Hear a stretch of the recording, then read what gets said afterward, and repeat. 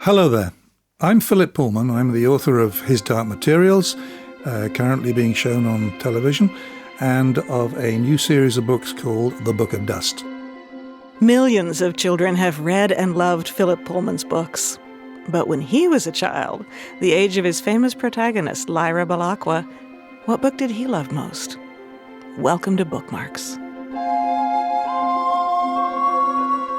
I'm going to talk about a book that was a big influence on me, which I first encountered at the age of, about 9. I was 9 years old.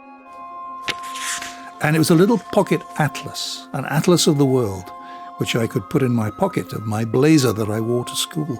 And I took it everywhere with me because it absolutely fascinated me.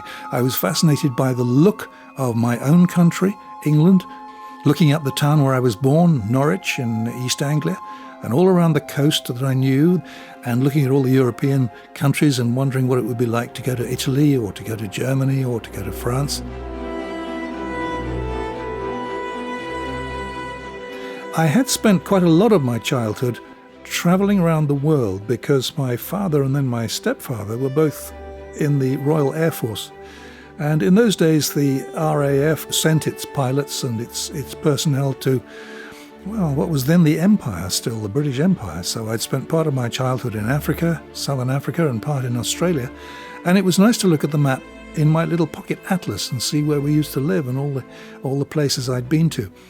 One of my favourite pages was the map that covered New England. And I went through this almost with a magnifying glass. So many towns all crowded together, and so many of them had English names. There was a Norwich there was an Oxford there, and that was fascinating. And there were towns with kind of names that could only have come from another country. One of them I was fascinated by was the town of Oconomowoc in Wisconsin. Many years later, I found myself actually driving through Oconomowoc.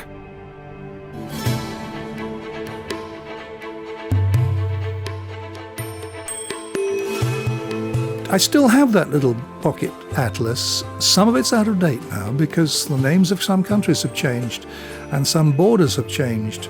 Although the physical geography of the world remains more or less the same, we now know more about it, and I can see that the Arctic ice, for example, doesn't cover as large a space as it used to. So the world is changing, but I still have my little atlas, and although I use mainly now, for reference while I'm writing, I use a very big atlas which I can spread out on the desk and clear everything out of the way and examine.